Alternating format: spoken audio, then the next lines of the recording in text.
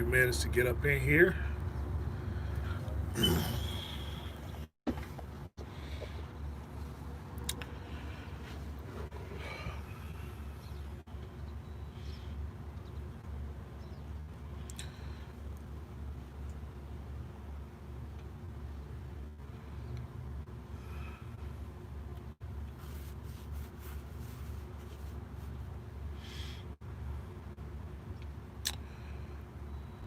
All right, Mr. Aaron, what's going on?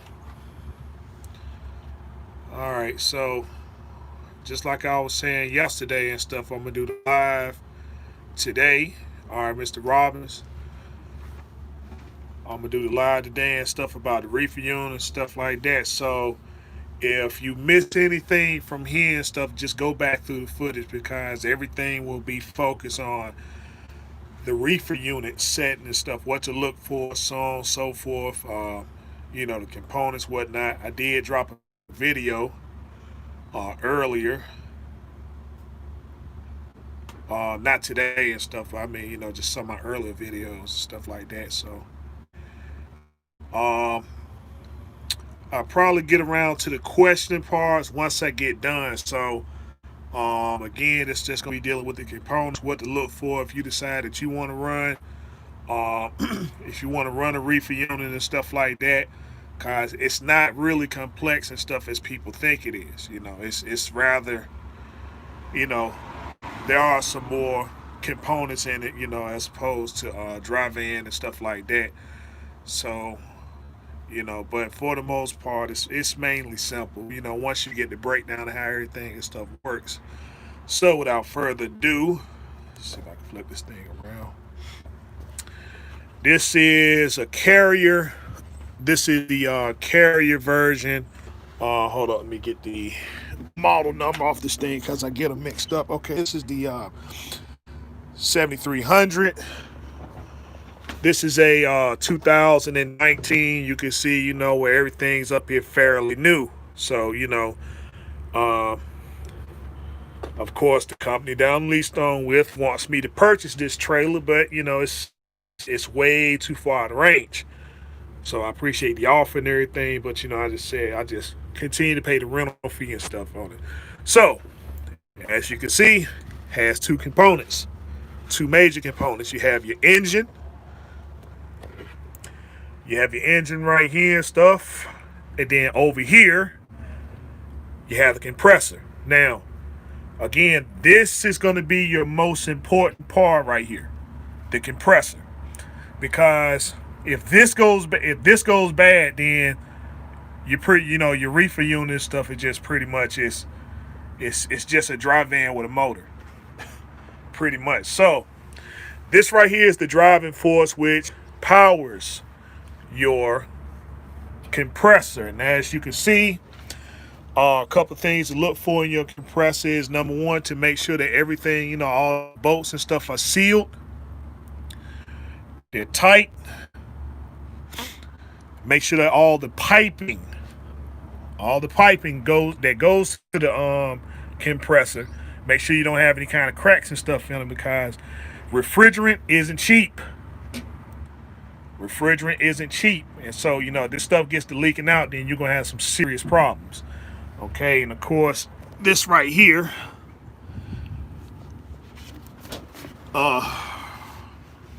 that's your oil. I don't know. Let's see. We go into a little bit. So you always want to make sure that's at the maximum. And so once it starts running, you'll see it kind of bubbling and stuff like that. Again, this is the carrier unit. And stuff. So the Thermo King is pretty much has the same setup as just with the Thermo King. Your battery tends to be on the left hand side over here, behind the behind the ECU, well, in front of the ECU and stuff. And so with the carrier, they put it on the right hand side. So that's about the only difference and stuff like that. Some of your older Refeer Units and stuff, they're gonna have some of the components on the very top part and stuff up here, where on this one you don't have to do it. This is the newer model, so they got everything pretty much here at the bottom where you can deal with it. It's like, the fuel filter, your fuel filter, your air filter. Your oil filter will always be, down here and stuff with the motor, but your fuel filters and your air filters, sometimes they'll be right here in this top portion of your older reefer units. And so, you know, a lot of engineers and stuff have been listening to us and stuff like that, and just put, they put everything down here where it could be reached. Most of your belts on your Thermo Kings are going to be over here on the left hand side. They'll be over here. Of course, there's your alternator and stuff. They usually keep everything and stuff together, but with the carriers, you got them, sit them over here in the middle where it needs to be at. So, if you have to change them, then, it's fairly simple. You can just go in here, loosen up the tensioner pulley, loosen up the tensioner pulley and stuff, and then put your belts where they need to be. So, most reefer units and stuff had, it's a three belt assembly. Most of them, well, I ain't gonna say more. I'm gonna just say all of them are, three belts and stuff like that. Thermo King usually keep all the pulleys and stuff on the same side over here with the alternator. Carrier, again, this is a newer reefer unit, so they made things rather easy for us, and they kept everything in the center. So, good for them. Now let's see. As long as your compressor is good, then everything over here on the motor, that's all it is. It's a small motor.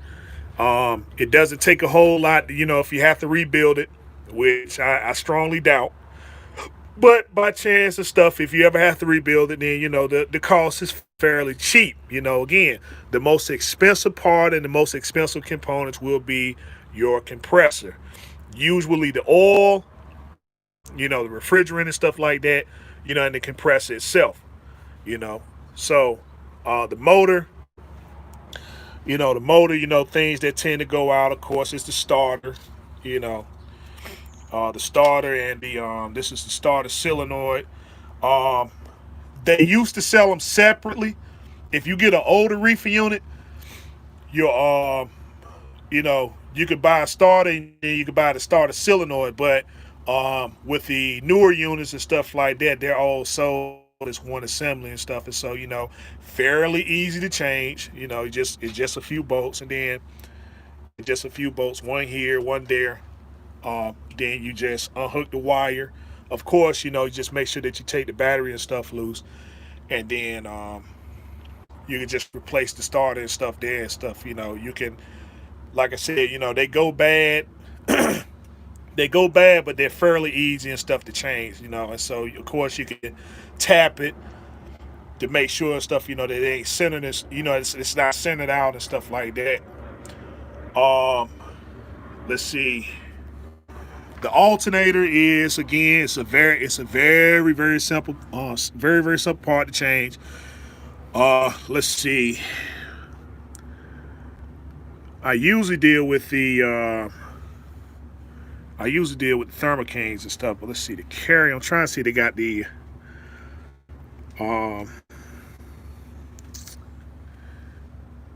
okay, I guess this would be the tensioner pulley here and stuff. So you just loosen this up to get the belt off and stuff, of course. Make sure that you disconnect the battery. Take those two wires loose. And stuff, and then you take your alternator off. And it's rather simple to replace. It'll probably take you maybe, I don't know, 10-15 minutes at the most. Most alternators that you buy, from either carrier or for Thermo King, whichever reefer unit you're running, it comes with a year warranty, but you have to make sure that you fill out the warranty papers. The best thing to do once you purchase it, fill the papers out, and turn it in at the facility where you at. They'll mail it in, and then your alternator will be registered. So when you turn it in, they just pull it up in the system. They see you got warranty on it. They'll just take your old one, replace it with with another refurbished one and stuff, and then you go hook it up to the truck, and then you're good to go. All right. Let's see. Down here is where you check the oil.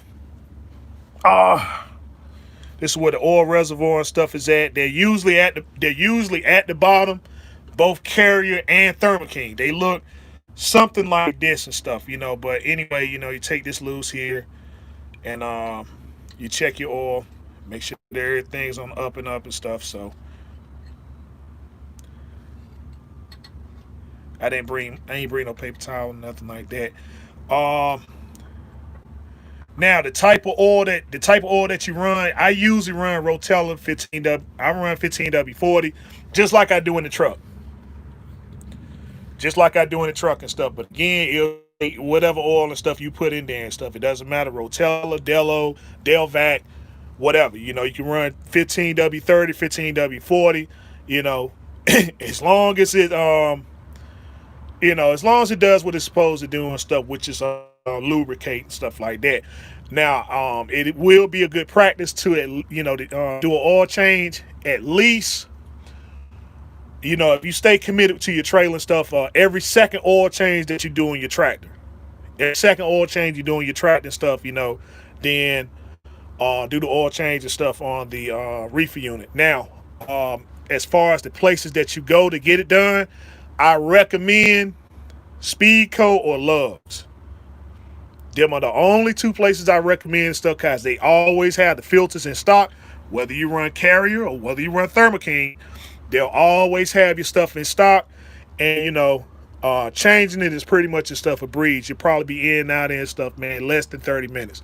And the pricing is usually around $120 for oil change. So you see what I'm saying? It's fairly inexpensive. It's fairly inexpensive and stuff, but the better you are with your oil changes, the more longevity you're going to get with your reefer unit as far as your motor. Okay, so then we come to this assembly right here and stuff for you guys that tend to run your stuff low. If you run your reefer unit low on fuel, then you're going to be getting used to this puppy right here and stuff, which is your fuel primer. Now, this is your newer reefer units and stuff, so they work a little bit differently than your older ones. So your newer ones and stuff, particularly on your Carriers, this red dial right here, I'll get to the rates and stuff once I get done, Mr. Moody. I'll get with the rates and stuff. So this right here is your bleeder bolt. Now, on your older model reefer units and stuff, particularly your Thermo Kings, like your SB200s, SB210s, your bleeder bolt will actually be right here on the primer. And so, for whatever reason, if you run your stuff low, another practice and stuff to do that I recommend is that when you purchase fuel for your reefer unit, you shut it off. That way it won't pick up any kind of air and stuff, because if any air get in the system, then you got to bleed it out. And this right, the whole priming process is extremely aggravating. It's extremely aggravating and stuff, because you got to get back here. You got to prime this thing. It's usually going to be cold or raining, or both cold and raining. And so what you do is that this process and stuff, that's universal, is that you first cut your reefer unit off, and you turn this primer loose until it pops open. And it's gonna be a little hard and stuff, but again, I'm just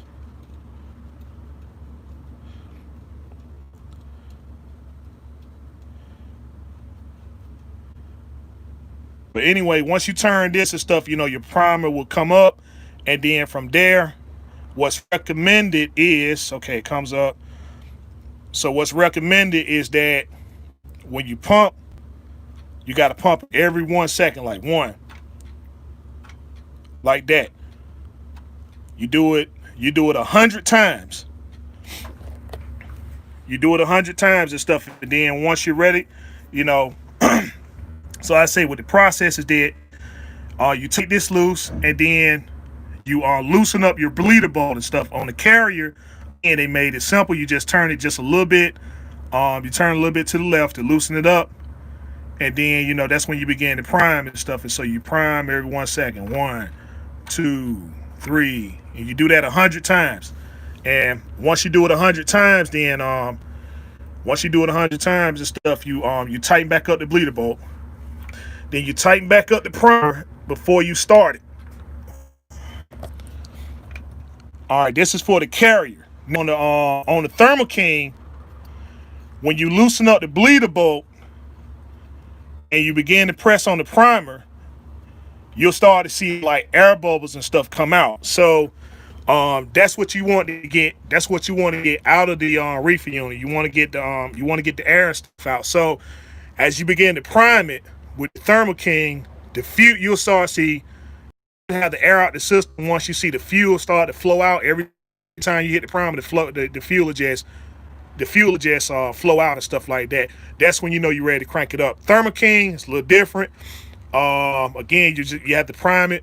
You have to prime the primer 1 second, 100 times. Tighten it back up. Tighten up the bleeder bolt.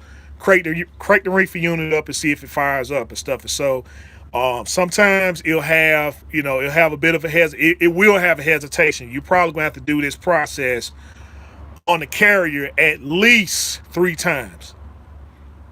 You're gonna have to do it at least 3 times and stuff. So again, it's very aggravating, but again, it's a good practice to make sure that your fuel doesn't fall below a quarter of a tank, and that anytime that you purchase fuel, shut your reefer unit off, purchase your fuel and stuff. Once you put your cap back on, then crank your reefer unit back up, and then you're good to go. All right.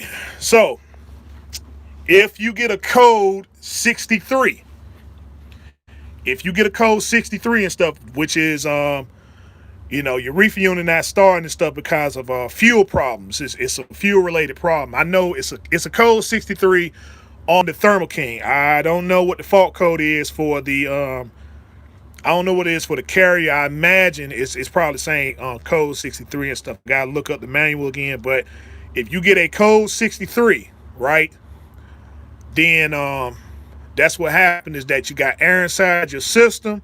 You got to prime it out. Now, if you have a older reefer unit, then what you see is this assembly right here, down here at the bottom.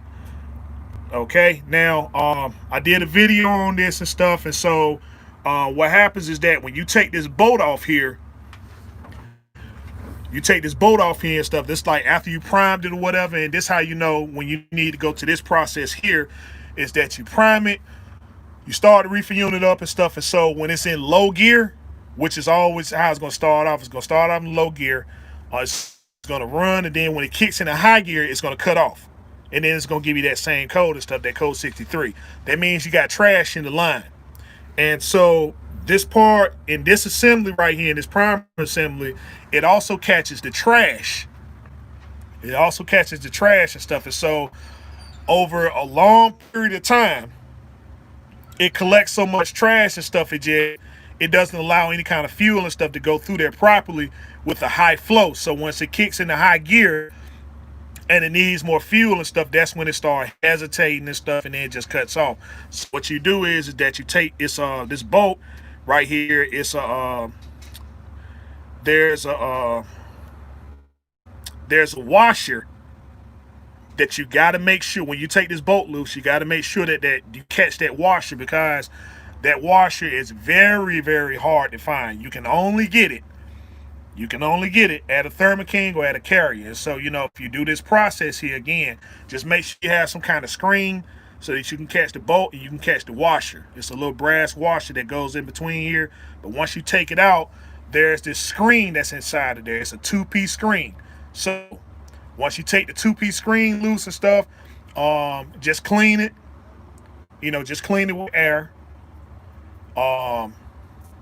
Just clean it with air and stuff, and then you'll be good to go. And then reverse the process. Once you reverse the process, you prime it.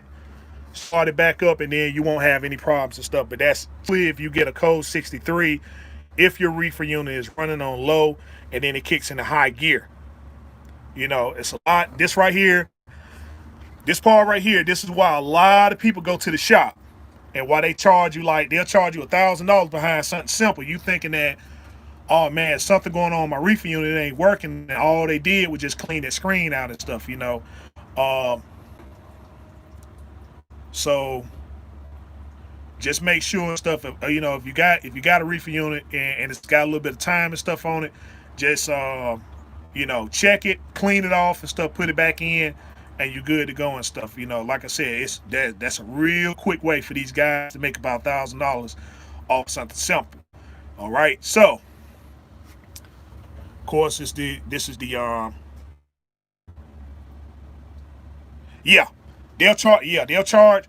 I'm gonna tell you something, man. With these reefer units and stuff, if you think these trucks, they ain't got nothing on these reefer units. Nothing. These guys, man, when you go, if your trailer has to go to the shop, right, then you can already expect to spend about depends on what time. If you happen to catch the shop and it's open and you don't have a load behind you, then yeah, you can kind of control the cost. But for the most part, when you go to a shop with a reefer unit, you typically gonna have a load behind there and stuff like that. So time is of the essence, and that's when they start charging these ridiculous prices. Now, shop usually charge about, if you go to a carrier and you got a carrier unit, then they'll charge you, the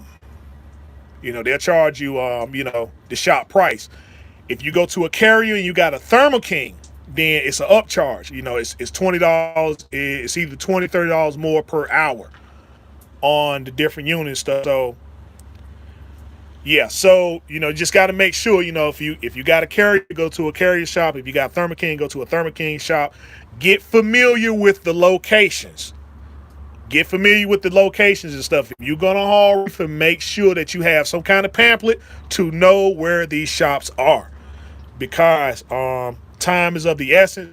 You do not want any kind of claim and stuff on you, because you can't find where a shop is. You don't want the wrong people coming out here and stuff to do the wrong thing and diagnose your reefer unit incorrectly. Again, you got real time sensitive stuff.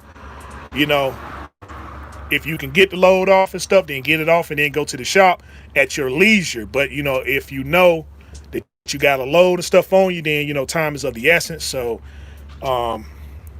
do what you gotta do, get where you gotta go, but just remember that it will get costly.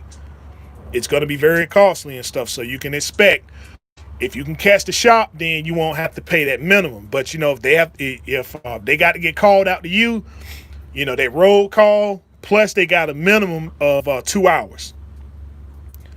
They got 2 hours, so you already looking at $400 or $500 just for them to come out. So again, just getting familiar with some of the components and stuff that's in here will help you out a long ways, because most of the time when your reefer unit goes down, it's behind something simple. Make sure that all your components and all your connectors are hooked up correctly, because one of the another code and stuff you might get is a code 17. Again, I'm just referencing Thermo King. A 17 and stuff, that means that you got some kind of starter problem. Let's see, a low battery will be a code. Well, anyway, the charge system is going to be a 17. Let's see, I had an alternator belt break. I went to the carrier after hours and it was 3. Yeah, exactly. And see, I'm that was on the low end. That was on the low end and stuff. So man, they really can nail you to the wall. But like I said, the reefer units and stuff like that, like I said, a motor that's always in motion, and so sometimes connectors get loose, stuff like that. So you just start with the smaller things, and that's what it usually is most of the time and stuff. It's little connectors and stuff. You just make sure that everything is hooked up the way it's supposed to be, and you won't have any kind of problems and stuff. The other issue is that You might have something like an oil sensor, yeah, your oil sensor, stuff like that. Sometimes those things kind of wear out, and when they do, they'll throw a code and shut your reefer unit down and stuff. And so, it's something as simple as just disconnecting it. Once you disconnect it, then your reefer can run fine. You just know that you need to replace the sensor, which is really nothing to it. I think I don't want to take no guesses and stuff on the carrier, but on the Thermo King and stuff, this is where it usually be at and stuff right here in this area. So, um, but a lot of times your fault codes will be something simple. So again, just make sure that you check and tighten up your connectors as necessary. Your battery, okay, never jump never jump start your reefer unit under any circumstance. Never jump off your reefer unit. If your battery is bad, replace the battery. Never jump this thing off, because if you jump it off, you will mess this thing up here. You will mess this thing up here and stuff. Not the one I'm pointing at and stuff. The one over here on the right. This computer board. If you mess up this computer board and stuff, man, that's when things really gonna get expensive. That's when things really gonna get expensive and stuff. So again, never jump off your reefer unit under any circumstance. If your battery is low, change your battery. Keep it on continuous. Keep it on continuous and stuff. Don't do start stop, especially in the wintertime. I'd rather just pay that little bit of fuel. And stuff. Once I get the load off, go change the battery. It's like I said, it's real simple, real quick. You can go anywhere and purchase a battery. You go anywhere and purchase a battery and stuff. And changing it and stuff is just like changing the battery in a car. You just take the connectors off, and stuff, put the new battery in, crank it back up, and it's good to go. This baby right here and stuff is overlooked a lot of times. Your air filters.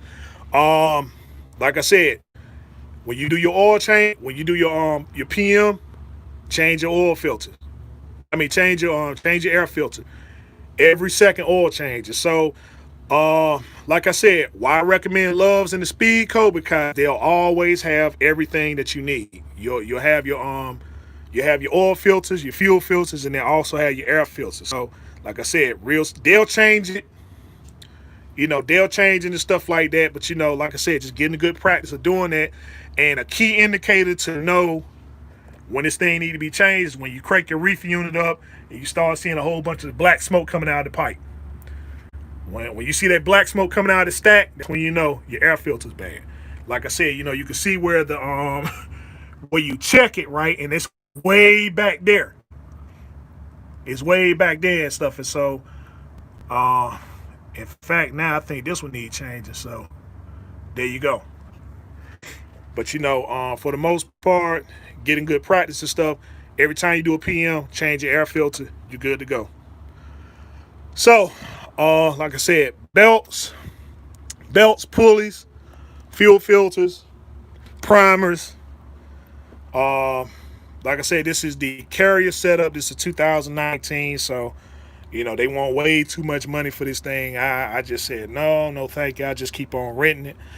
So this is the motor section. This is your compressor. Remember, the compressor is what's going to be the most expensive portion of your reefer unit. The compressor. The motor, it's real simple and stuff to fix. Unfortunately, it just depends on where you take it to. Now, if you have any kind of motor issues, then you do have secondary shops that can work on these things and stuff. They're rather simple to fix. I don't hear too many people talking about rebuilding them or whatever and stuff, because I haven't seen one blow up, right? I have seen plenty of these compressors go out. I have heard of many people replacing compressors, but as far as like the motor, these motors and stuff can last forever, because again, they're not like the motors and stuff in the truck. They just have one purpose. That's just to make sure that this give the compressor enough power to refrigerate your trailer. So, this thing can handle whatever needs to be handled. But compressor, however, it has to maintain at a certain temperature and stuff. You don't want to overwork it, which is why a lot of times your compressors go out because they're overworked.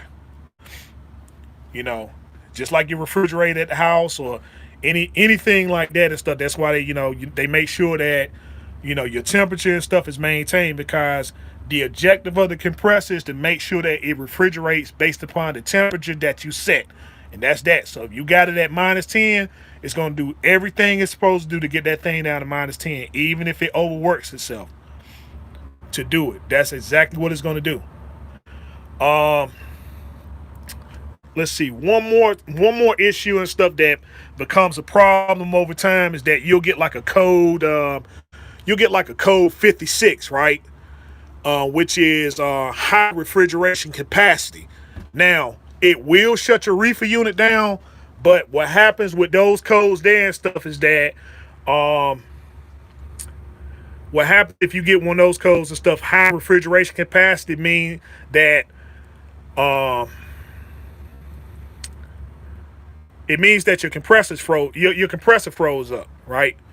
Now, when that happens and stuff, is typically behind, when you going to get loaded, and then they taking their sweet time and stuff loading you. Now remember, they want you to set this thing at -10 and it's hot outside, right? And then you go to the dock, and then the dock is hot too. So this thing is trying to pull down to -10 and it's working. And so that warm air, when that warm air hits with that cold air and stuff, it freezes up the line, usually around this area here and stuff. And so if your defroster isn't working like it's supposed to, if your that's why your reefer unit goes into defrost anyway, cause it heats up the lines to make sure that your lines don't freeze up.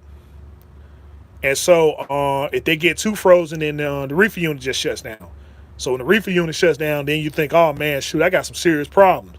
And all it is just your refrigeration and stuff, your refrigeration line froze up. So if that ever happens, then that means that you got a bad defrost sensor. And those things they do tend to happen. They do tend to go out mostly in the summertime. And stuff. So, for you guys that haul produce and stuff like that, especially produce, get familiar with your customers. If they want you to pre-cool it and stuff, then fine, pre-cool it. But once it's pre-cool and you hit the dock, cut the reefer unit off. Prime, if you buy any kind of prime old units, that's what they do. You can run a prime reefer unit all day long, but the second you open up them doors back there, the reefer unit shuts off automatically. That's to keep that process and stuff from happening, because again, you're sitting at a dock and then you're there 5-6 hours, trying to get they want you to run that -10, and then they loading like a pallet an hour. Now you're overworking your reefer unit, because that's not what it's designed to do and stuff. It's designed to maintain temperature. That's it. It's not designed to cool stuff down or whatever, just maintain it. So if you ever get to a place and they tell you that the freight and stuff back there is bad, then it's not because of your reefer unit. It's not because of your reefer unit. If the product and stuff is not maintained the temperature and stuff it was supposed to, because it was bad when they loaded it.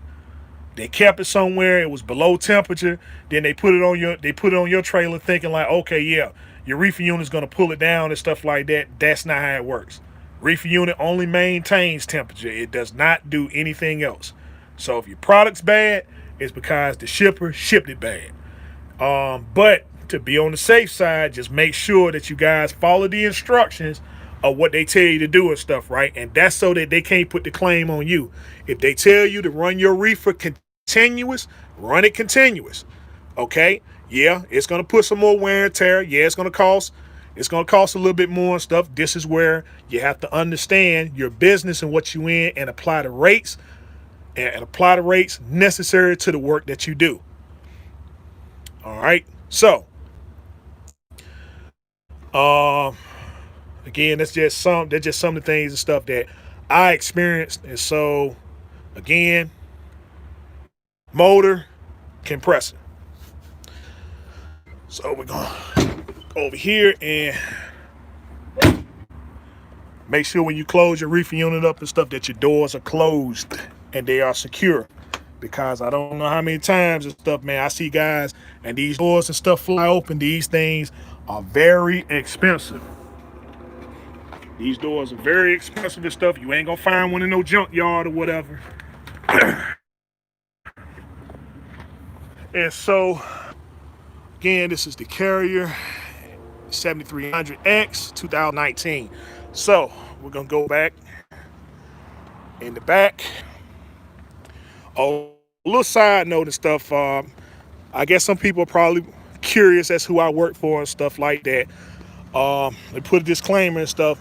The only reason why I don't tell where I work, who I'm contracted with, is because I signed a contract with them and stuff saying that I will not disclose them on social media. However, if you do want to know who I'm leased on with, I have no problem in telling you that. Just get with me. Just message me or whatever and stuff if you want any information and stuff about what I'm leased on with, and I can give you the whole one-on-ones and stuff. But again, that's the reason why I don't display who I'm contracted with, because number one, I have a contract with them saying that I won't put the information on social media. Number two, they don't pay me. So, they are hiring contractors and stuff like that. So, in my opinion, I've been here over a year, stuff like that. So, again, that's just a little side note and stuff like that. Okay, so we are in the front part of the reefer unit. And so when you are inspecting your trailer, right, for a reefer unit that you want to buy, this right here is your airhead. Most of your airheads are going to be messed up. This one right here isn't messed up yet. This one right here isn't messed up yet and stuff, but it will be. Because as you can see and stuff, it's been pretty scratched up, been pretty bruised up and stuff like that. So, your airhead is not really important. It is important and stuff. You do need it, but it's not going to be a determination factor to say, well, this is a bad trailer. So what you do is, to prevent your airhead from being damaged, get you some load locks. Get you 2 load locks and place it in front of the airhead. And what that does is it keeps the product from mashing up against your airhead and messing it up and stuff. Like, I would say put a pallet if you can get a pallet, but a lot of places that you go and you get loaded, they want the trailer to be empty, and so they see the pallet in there. Then they're going to be asking questions. Okay, well, your trailer's not empty, and the reason why you got the pallet there is so that you don't mess your airhead up. But that's the old school way of doing it. But to prevent your airhead from being damaged, just get you 2 load locks and place them and stuff just like you do on the product on the front side, and that should keep the product and stuff from mashing up your airhead, because your refrigeration components are right behind there. Your fan, the big fan and stuff that blows. Man, I can't talk today. Anyway, the big fan is right behind there and stuff. So this is for you guys that haul plants. You don't want any kind of objects or whatever and stuff to get back there and get tangled up in that fan, and mess the fins and stuff up there and stuff. So, again, for guys who haul plants, it's notorious and stuff for getting stuff in there, man. It's a real pain in the butt to wash too. So, again, that's the purpose of the airhead. And of course, this is the newer one. This is the newer reefer unit, so they place the airhead up here to insulate your chute.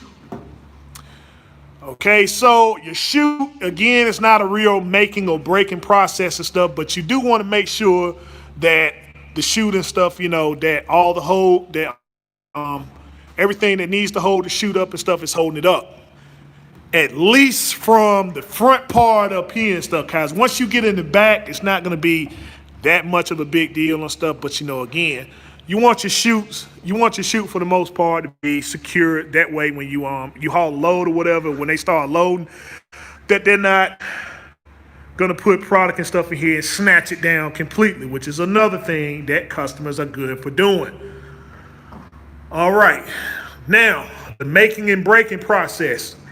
There is a couple parts and stuff that you need to be aware of. Number one, the walls. Make sure that your walls are good all the way. See how even that is?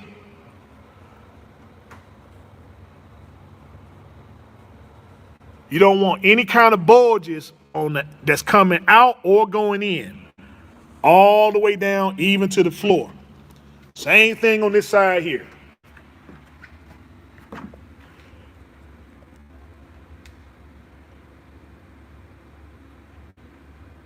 You want it flat, just like the earth. The earth is flat. All right?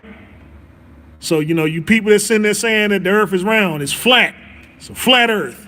Let me stop playing. but anyway, that's how you want your walls and stuff to be even, right? Because as long as your walls and stuff are even, that means that the insulation in there and stuff has not been tampered with. You don't have any kind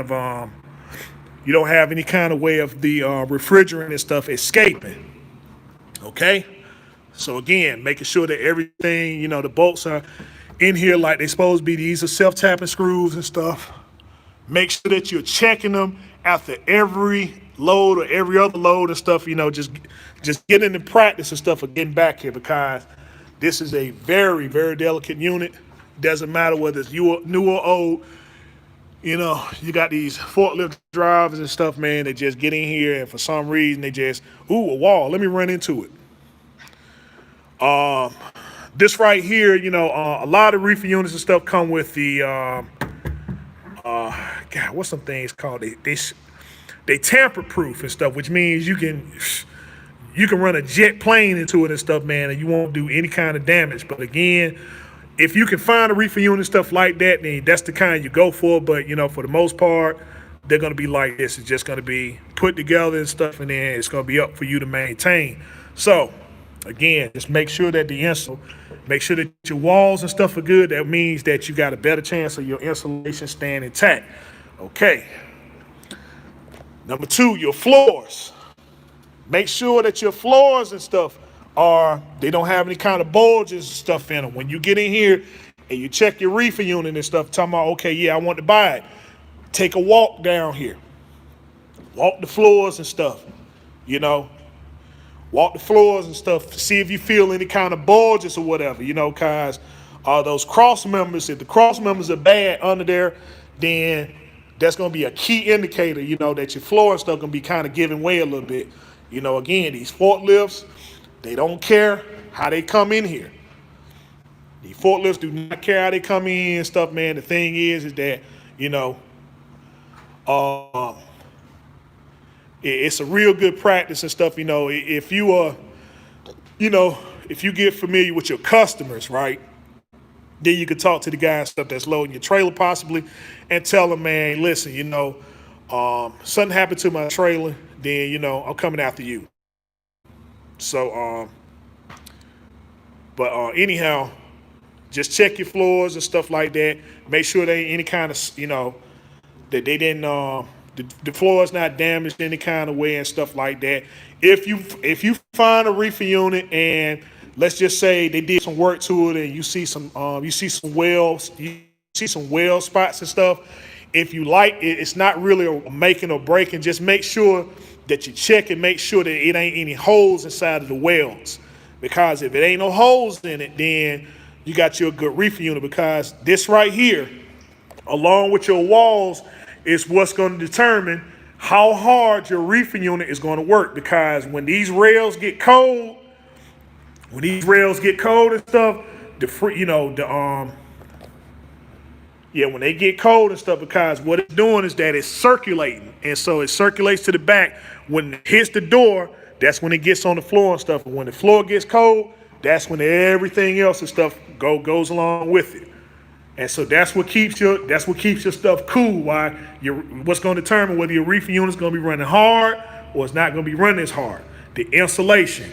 But the floors and stuff again is a real key component. So, just make sure that you ain't got any kind when you walk down here and stuff, everything is solid. Make sure you ain't got no holes or nothing like that.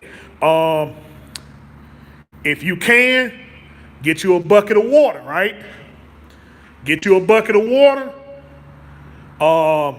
Once you get that bucket of water, throw it on the floor. Throw a bucket of water on the floor and stuff, and then once you throw that bucket of water and stuff on the floor, that's when you get out and check the ground. Make sure that if it's leaking anywhere and stuff, you don't want that reefer unit. They're gonna be looking at, they'll know what when you get that bucket of water, they'll automatically know what you're looking for. But get you a bucket of water and stuff, and once you get you 2 buckets, throw you some up here in the front and throw you some in the back. If you can, put some soap in it. That way it's more easier to detect, cause you'll see all the holes. But if you see if you throw any water up here and you ain't got, and hold, let me clear something up too, so that you don't mistaken it. The reefer unit, of course, has holes and stuff in it. You got 4. These right here plugged up for some reason, but you got 1 here and 1 on the other side here. And then you got 2 in the back. If the water is coming from anywhere else except them drain holes and stuff, you got your bad box. Bad box, bad reefer unit, you need to stay away from it. Other than that, though, as long as you walk and stuff, you don't feel any kind of bulges and stuff in it, as long as these walls are flat and level, that means you got good insulation, which means that your reefer unit is good. Then you can start talking to them about, all right, how much you want? How much you want for this thing and stuff? I want this one right here. Now, your hours on the reefer unit, again, it's not a real making or breaking, but you can kind of throw that in there and stuff to say, okay, if you want to negotiate the price and stuff like that, that's good. You see what I'm saying? But the most important thing about the reefer unit is the box. Because if the box is bad, you got a bad reefer unit. It doesn't, that motor can sit there, the exhaust manifold and stuff can be rusted out, and that reefer unit can run just as loud as it wants to be. But you know what? It's still gonna cool. As long as this box is insulated, you are good to go. And that's the whole science and stuff, man, that's the whole science of the reefer unit. That's the whole science of it and stuff. If you're gonna purchase one, check the box. Check this box. Check the floors. Check the walls. Make sure you ain't got no bulges and stuff nowhere. No missing screws and stuff. And then you can say, yeah, this the one I'm looking at. And then you can start looking at all the other stuff. But this right here is the making and breaking process right here. The box. Remember the box. Check the box. As long as that box is good, everything else and stuff is going to be on the up and up. Okay.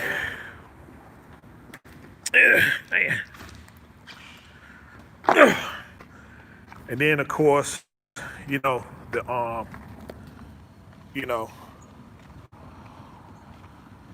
the tires and all this stuff here and everything. This is just this now. When you start getting down here, it's a generalized form. It's no different.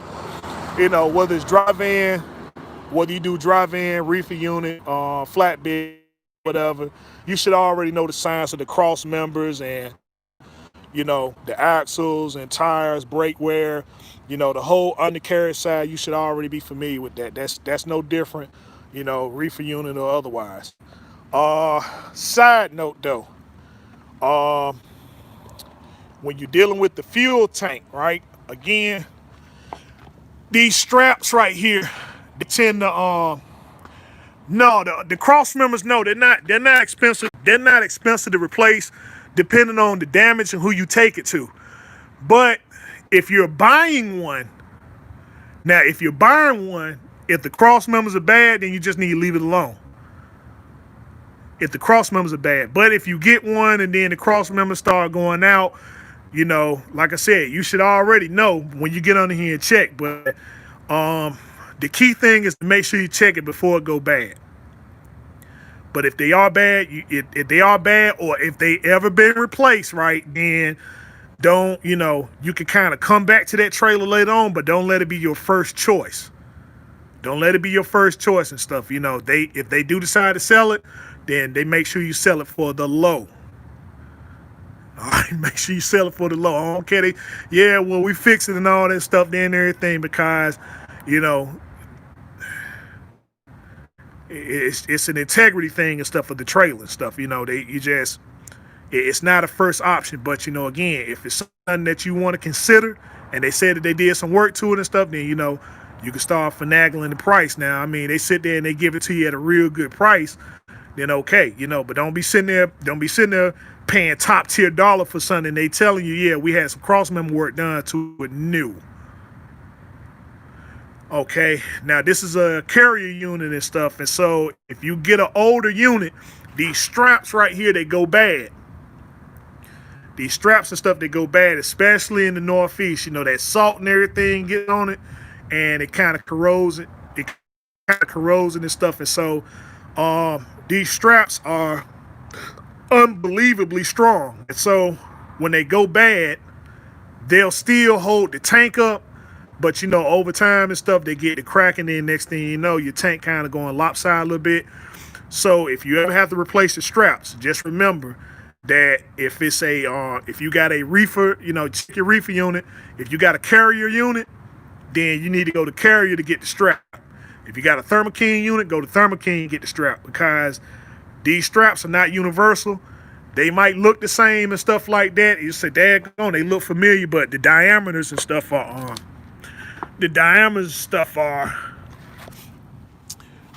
well, like it says here on the tank here, but some people might have stickers on them, some might not. But for the most part, again, if you got a Thermo King, then go to the Thermo King, get you some Thermo King straps. If it's carrier, then go to carrier and get some carrier straps, and you're good to go that way.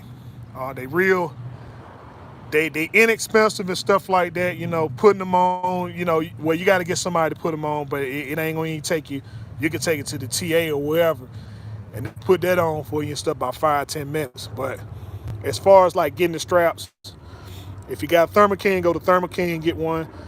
If you got a carrier, then go to carrier and get one.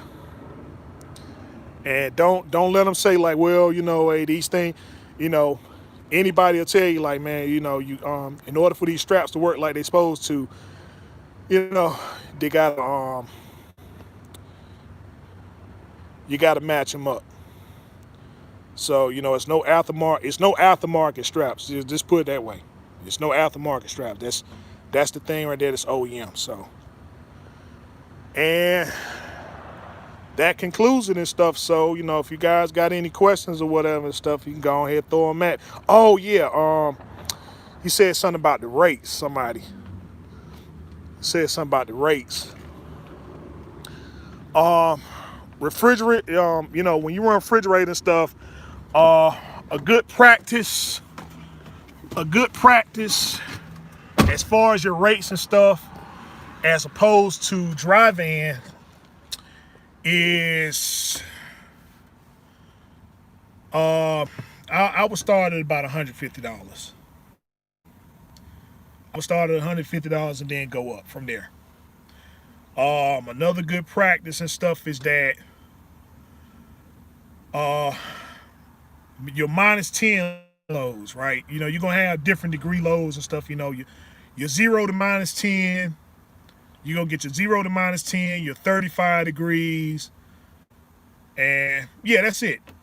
Yeah, them only two you're gonna have, -10, 0 degrees, and then you like your 30, anywhere from 30 to 35 degrees and stuff. So if you get you a -10 load, right? Anytime you get you a -10 load, then the thing is that you picking it up and you ain't keeping that load any longer than 12 hours. Anything longer than that, you don't need to be messing with it. Anything longer than that, you don't need to be messing with it.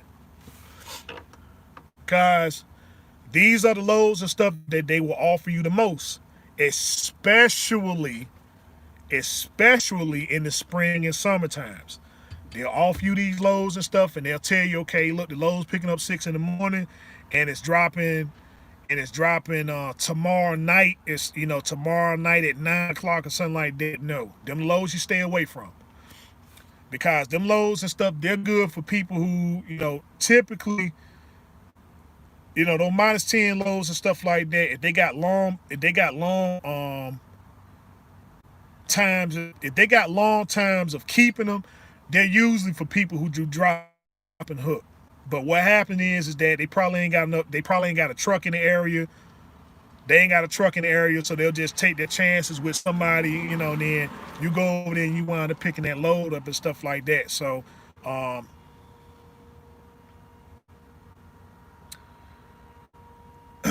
let's see, hold up. What you say, priest? Let's see. Is there a way to get a readout of your temperature setting per hour without going to the dealer? No, no. Unless you buy the machine yourself. No, But it's good to go to the dealership. I mean, cause it's only let's see, the dealership charges for like printouts and stuff like that about $50. It's about $50 and stuff. Um, if you intend on buying a trailer and stuff, then I suggest you do that every 6 months. Get you a printout every 6 months and stuff. That way, you kind of know what's going on until you get like a real feel of your trailer and stuff. You know, every 6 months you need to go and get a printout and stuff about what the temperature and stuff is doing back there. Um, another way, another way and stuff of kind of getting around that. Another way of kind of getting around that and stuff is like if you go to a customer, and they do the that temperature control and stuff. Usually those bigger boxes, if they a lot of them they'll leave them on your trailer. Those printout boxes and stuff, they'll leave them on your trailer. So I would try to keep a couple of them. If you can get that one, cause you can get them off the and you can get it off the door. They're battery control and stuff. So if they let you keep it, take the battery out of it. It'll shut off. And then if you want to like 1 week and stuff that you ain't doing, the thing is that that's only gonna give you like maybe, I think they'll give you like maybe a week. They'll give you a week or something like that and stuff. So, you know, and then that paper kind of gets damp too. So that's kind of like the cheaper way and stuff of doing it. But if you want to accurately know what's going on, then just take it to the dealership. The printout ain't nothing but $50. Thermo King or Carrier, and you could check it. You could check it that way and stuff there. Like I said, I just do it every 6 months. Um, but yeah, as far as like your -10 loads and stuff, you don't want to be keeping those loads for anything over 12 hours. Then you're keeping the load too long. And if you can load at night, because that puts a less wear and tear on your reefer unit. If you're doing like -10 and stuff, it cools down a lot quicker and stuff. Again, it's just, I mean, if you can do it and stuff, right? If you can't, that's all right. But if you just happen to get a -10, look at the appointment times. If you can pick it up at night and deliver it in the morning and stuff like that, then do it that way. Try not to be the first truck there though. Like, oh well, hey, I'm here early, right? Cause a lot of times with -10 loads and stuff, they'll load you early. And stuff, but it ain't doing you no good if you can't get the load off and stuff till the next morning at 6 o'clock. So if you decide to take that option and stuff, then kind of be, just be on time for your pickup, right? Be on time for your pickup and stuff, but just don't be that super early, because like I said, you don't get a reward and stuff like that for being there super early and stuff like that. It's just, it's more of a hassle really and stuff. So, um, But typically, most of the loads and stuff you're gonna do about 35 degrees, stuff like that. Those loads there, you can get better rates and stuff with 35-degree loads. Cause that's your produce, your meats and stuff like that. Things that loads that people really ain't gonna be messing around with, cause they gonna need the product. They gonna need the product and stuff. So even if you're running behind, you ain't never behind. They're gonna always be happy to see you, that sort of thing there and stuff. So like I said, uh, fresh meats, and produce and stuff. You kind of good there. Just remember to set your reefer unit on continuous. Don't do the start stop thing. Don't do the start stop thing and stuff, man. Just set it on continuous, take it where it has to go, and then once you get done, just set your reefer unit off. Just about every customer now requires you to do continuous, and some people sit there and they get slick, and you just happen to get to that customer and they want to challenge. Now they protesting the load. Yeah, they protesting the load. Now, as long as you did what you supposed to did and stuff, then hey, they can put the load under protest all day long. You still getting paid, because the next thing is, okay, well, are you going to challenge me? Are you going to challenge me and stuff? And so they put the challenge out. Then you let them know, okay, well, if I'm gonna get the download and stuff like that. But if we did everything that like we supposed to and stuff, then we need to renegotiate another rate.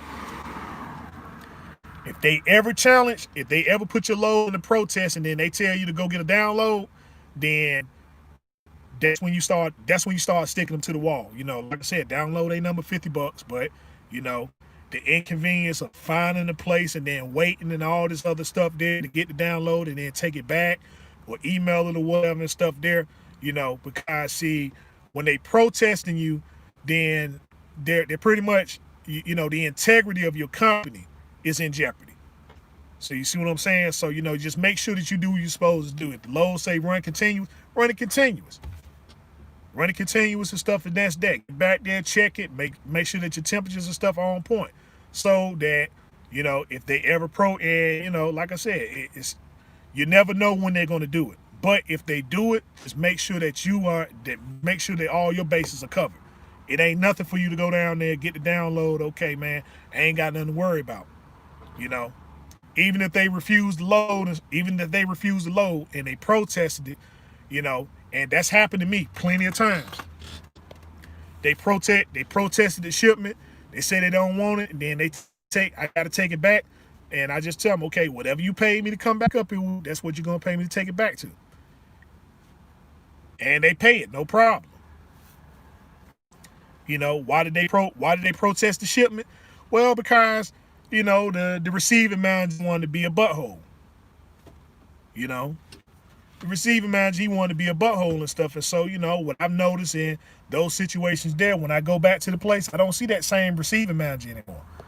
Now, whether they 86 them or whether they transferred them and stuff like that, I mean, it is what it is. But, just make sure that you're doing your part, and just make sure you're doing your part. They tell you to run continuous, run it continuous. Don't get slick and say, well, I'm going to do start, stop because I understand the customer and all that other stuff there. No.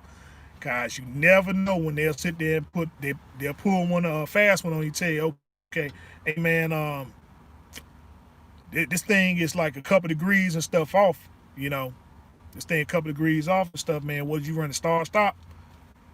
Okay, well, yeah, we're going to protest. We protesting the load. The other thing is that, when you do refrigerated freight, again, that's simple. Follow the instructions. Make sure that you look at the paperwork and stuff, and whatever the temperature says on the paperwork, not on the rate con, not what the dispatcher or anybody else tell you to do. Whatever that paperwork says that you run that load at, that's where you run the load at. If they got any problem and stuff like that, then they take it up with the people who shipping it. They change the paperwork. They put on the paperwork and stuff, because that's the thing that they're going to always go by. They say, oh, yeah, well, we put it on the rate con. Well, you can put it on the rate con, but if it's not on the paperwork and stuff, then, if it's not whatever's on that paperwork, then, and make sure that they put a temperature and stuff up there. Don't leave any kind of customers. Cause some loads and stuff, they'll tell you, hey, look, hey, run this thing at 45 degrees, and they don't put it on the paperwork and stuff, and then you get somewhere, and then now they, oh man, shoot, this thing is supposed to be ran at 35 degrees, and you ain't got nothing but somebody word of mouth and stuff like that. And the first thing they're gonna do is call, well, daggone, I told the big dumb stupid truck driver and stuff, cause that's what you're gonna be. Big dumb stupid truck driver every time. You know, big dumb stupid truck driver and stuff, man, they don't never listen to anything you tell them. So so anyway,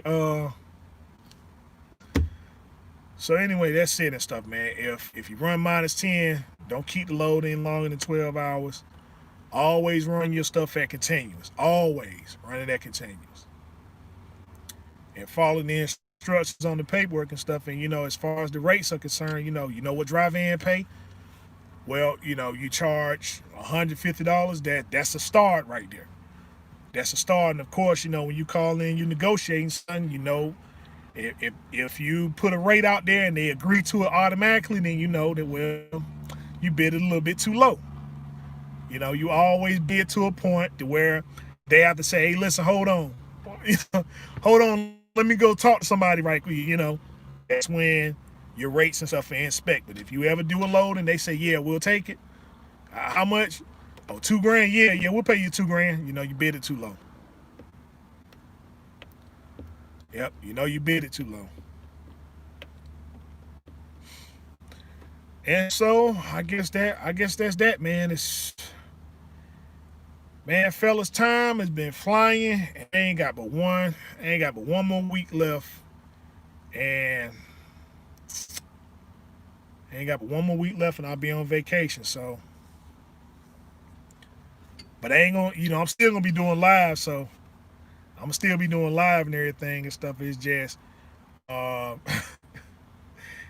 don't know, just to be away from this truck and stuff, man. I'll be way over there in California. I ain't got my truck or nothing. I ain't gonna be doing it from in here and stuff like that. So,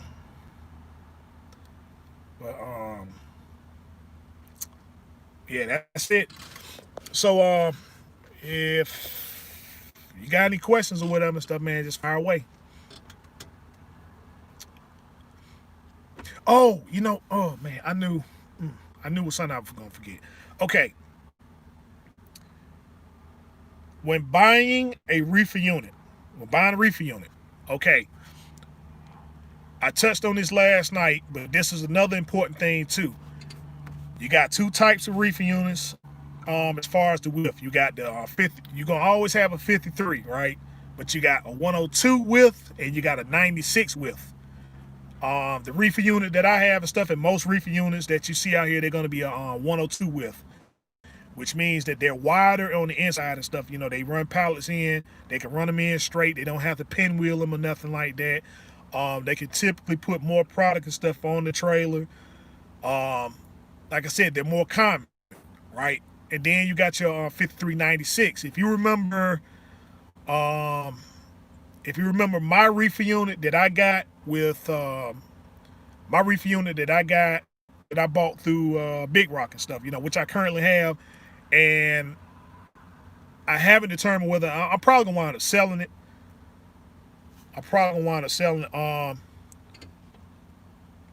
Okay, your 48 foot. If you're 48, you can do the same. You can do the same thing with the 48 foot than you can with the 53. The only difference is that your product, anytime they load your product, it's gonna be right there at the door. 53 and stuff. Well, okay, your 48. If you haul product that's over 42, around 42,000, a lot of your heavier stuff, then they'll load it to the door. Your 53, if your stuff is light, then they'll go past a loading point. But the loading point inside the trailer is usually at your 48 foot mark. So if you happen to see a 48 foot trailer for sale, reefer unit, then make sure it's a 48 102. Don't get a 48 96. Don't get a 4896 car. It's good for nothing. It's just the only thing you got it for is just a trailer that you could take somewhere and use for storage. But if you're gonna use one to work, then make sure that you get a 53102. If you get a 53 and you wind up getting a 5396, I don't really recommend them because um, some customers, and stuff, especially if you go on the spot market. If you go on the spot market, a lot of them require stuff that you have a 53102, and they will check them. They used to didn't check them as much, but now they are checking them. Now they are checking them and stuff, and like I said, you can once you get in, you can instantly tell the difference between a 53102 and a 5396. I started running into those problems when right before I left Big Rock. Some of the customers that I was dealing with, they were starting to give me a little bit of problems with the width. But how you know if you got a 5396, when you go out here, you start looking at the prices of them. Like, oh man, they got a reefer unit. They got a reefer unit out here for like $3,000. Do they care about the age?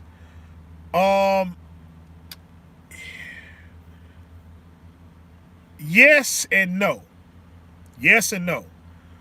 If you're on the spot market, okay, it's not so much of your box. All right, brother Leaks, what's going on? It's not so much your box, it's your actual reefer unit.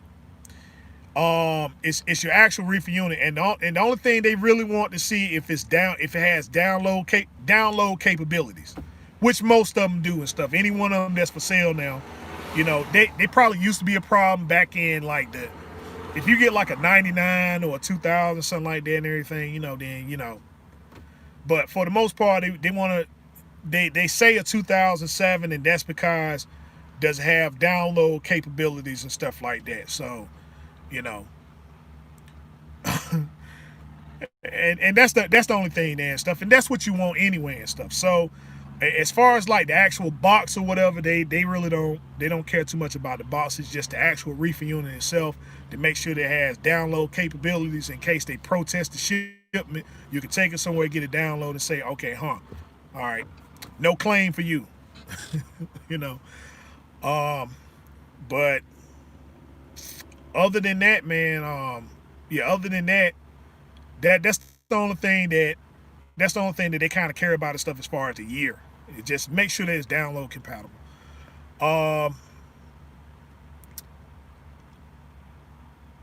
Ice cream. Ice cream is an absolute no-no. Unless you got a brand. Like I said, I got this 19. I still won't haul ice cream. I won't do it. Because anything, they start talking about anything past minus 10, you don't need to be messing with. Like, oh, you want it minus 20. Now what you want is, what you want is a brand new trailer and stuff. And I still wouldn't even if I had a brand new trailer, I still wouldn't risk it. So, they got people who specialize hauling ice cream and stuff. It's just, if you ever see it on the spot market, stay away from it. Stay away from it. They're gonna be paying good. They're gonna be paying you good money. Like, hey man, I got this ice cream load going 200 miles, paying $8,000. You got to run it minus 20 though and stuff, and you'll see. Yeah, I'm gonna do it. And then you hook up to the load and stuff like that. You hook up to the load and your reefer unit. You get to the place, and your reefer unit run at minus 15 and stuff like that. Now they want to protest the shipment. Now you got a whole load of ice cream and stuff you got to pay for. Okay, your reefer unit ran at minus 15. They want it minus 20. Landstar got it, but we ain't touching it. It's banned on the BCO list. They broke it. See what I'm saying? So, that ice cream ain't no joke, man. That ice cream ain't no joke. So if you ever get on the spot market and you see it, then no, that's that. I don't care what they paying. Yeah. And they pay good money, man. Look, hey, got this load of ice cream going over here, paying $10,000. And you looking at it, man, shoot, 10 grand? Shoot. Heck yeah. What can go wrong? Everything. Stay away from it. Everything else you good. Oh, let's see. Yeah, since brother Leaks up here and stuff. Another thing I want to emphasize. Okay, your reefer unit is either gonna be one or two things. Either it's gonna be a food grade, either it's gonna be a food grade, or it's gonna be a biohazard, hazmat, um, nuclear warhead type, radiation, marine damage, environmental, weapons of mass destruction type trailer, which is what Calvin does. So so if you decide to do what Calvin does, then you do it consistently. You don't switch back and forth. Cause you don't want to cross contaminate. Let's see, ice cream can explode, cause.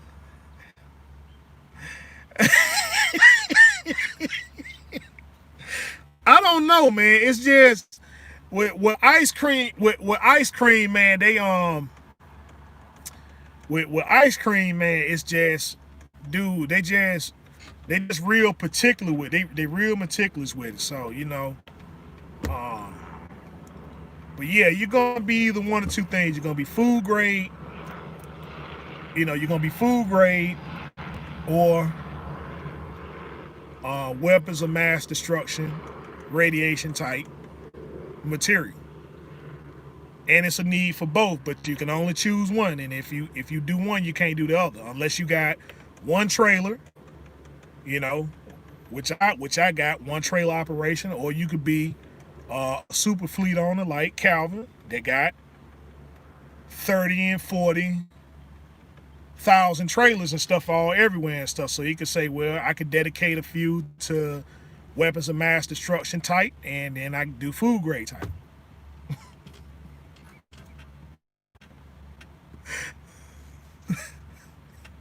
But and look, Kyle, I'm gonna quit. I'm gonna quit messing with you, man. I'm gonna quit messing. I'm gonna quit messing with him, but man, bro, I'm gonna tell you though, man, y'all, bro, I don't see how. I just don't see how you. I understand the money good, but bro, my nerves are too bad. My nerves are too bad and stuff, man. If I haul just a little bit of what you haul, I know I'll probably be on the news and stuff. Driver has nervous breakdown in the middle of the highway and stuff, cause I don't see how you haul it and just stay calm with it. Like, yeah, I sat there, did this one, then I hooked this one up and took it over here and stuff, no problem. Now about to hook up to another one, and they said it has the probability of exploding, but is that's I mean, I don't really care about that. I mean, we gonna hook up to it and make that money.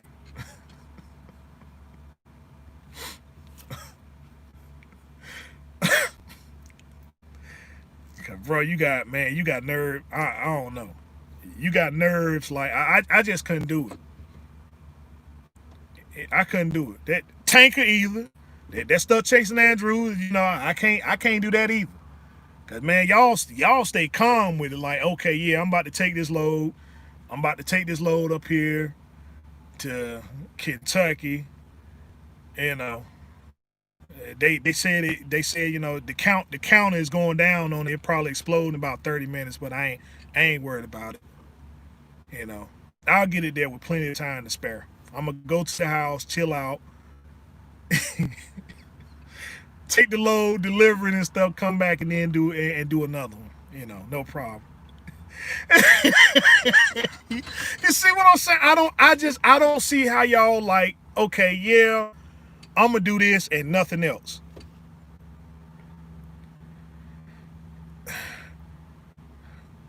Like I said, man, I don't see how y'all do it, man. I swear, paperwork, no. Man, the second I go, you going to the plant, okay. And that's the other thing. Okay, I'm here at the plant and stuff. I'm gonna go to sleep here in the plant. And me with my dumb stuff and stuff, I'm always on the internet looking at stuff like Chernobyl, and I'm looking at the Chernobyl incident, and then it was another incident over here and stuff. Plant just exploded, like, man.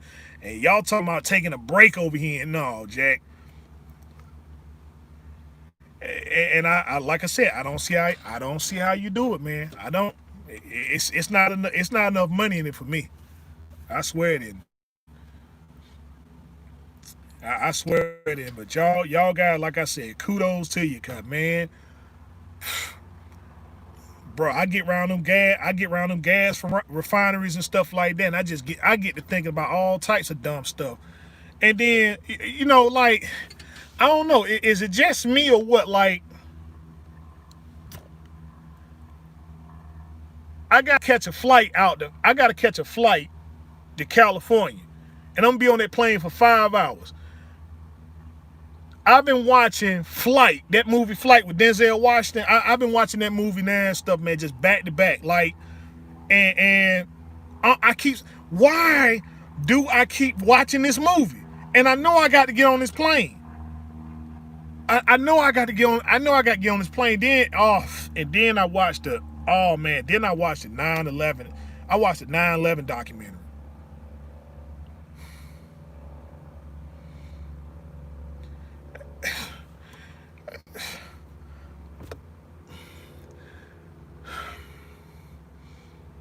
No, it ain't the first. It's not the first time.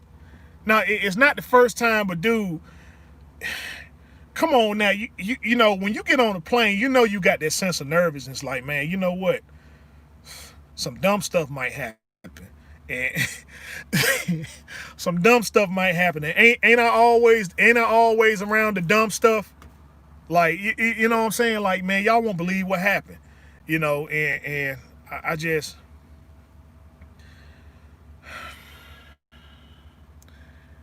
well,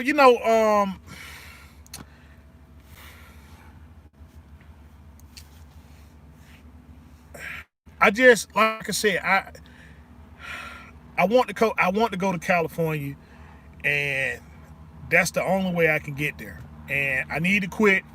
This is my only opportunity to go, and I just need to shut my mouth up and just go. But man, the dumb stuff is what I need to stop associating myself with. Cause straight up, I'm like, cause bro, I get on, man. The second I get,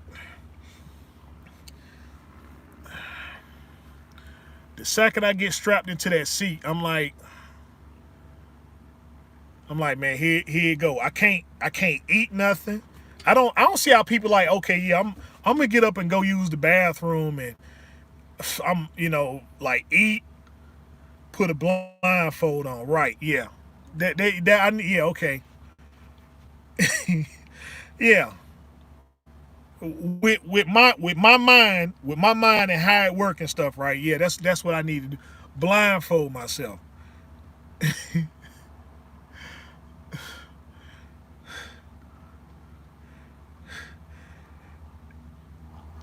Hey, I I really wish it was something like, something that once I get in the seat and stuff, and I could take something and then, like, be out.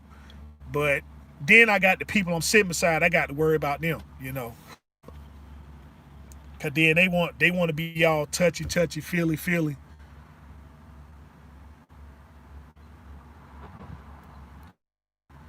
you know. But